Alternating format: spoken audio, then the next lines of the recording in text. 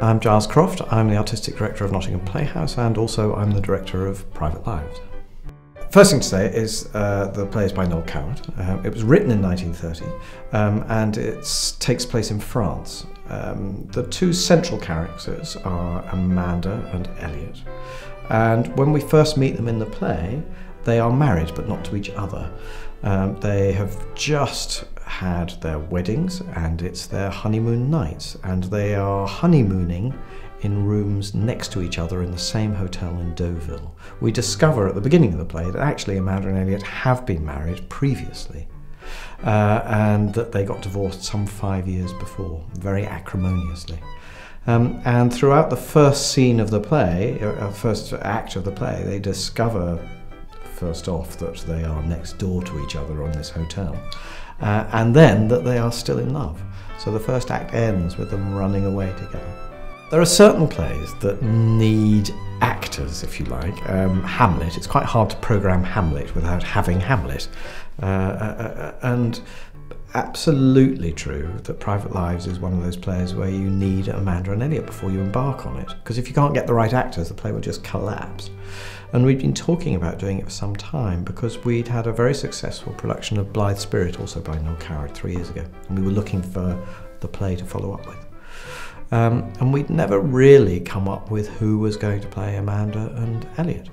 And last year we revived Forever Young, and in Forever Young is Stefan Bednarczyk, who is a very old friend of Janie Dee and Rupert Wickham. And they came up to see it, and I'd known Janie a long time, and we were having a drink in the bar afterwards, and they were saying how much they'd enjoyed it, and the next day I woke up and I thought, oh God, of course, Amanda and Elliot, there we are, two fantastic actors. They're married, so that brings an extra little frisson to the experience, which is really interesting. And they like Stefan, who's an old friend, and maybe we get Stefan to work on the show as the musical director. And you know, Bob's your uncle. It was fantastic. So it's really, really exciting. It's a real privilege, I think, to be able to work with actors of that calibre. And it's allowed us to programme with confidence.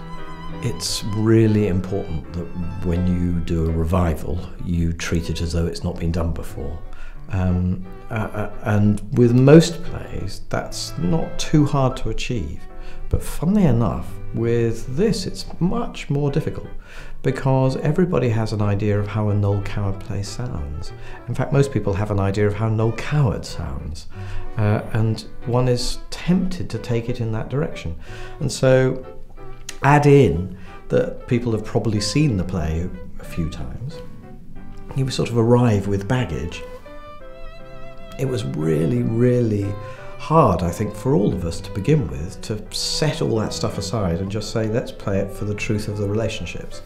And once we were able to do that, it's really became quite easy, actually, because the play is really good and very honest and truthful.